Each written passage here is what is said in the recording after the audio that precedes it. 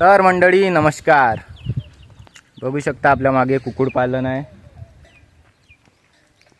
आपल्या शेतामध्ये आहे कुक्कुटपालन पूर्ण. तर बघा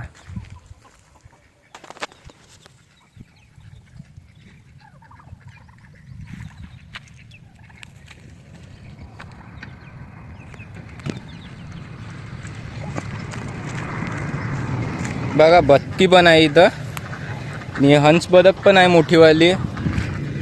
बघा तिथं मधपालन आहे. इकडे शेड आहे बघा, 1 2 3 4 शेड आहे इथे. खास करून कोंबड्यांसाठी आणि बदकांसाठी वेगवेगळे आहे. बघा आपल्याकडे ओरिजिनल गावरानी कोंबडे मिळतात अजून वरून. बघू शकता तिथे टर्की मुर्गी पण आहे, टर्की कोंबडी.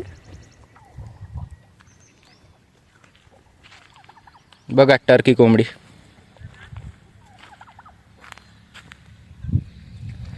अजून खूप काही आहे, मला दाखवू नेक्स्ट व्लॉगमध्ये दाखवू तुम्हाला.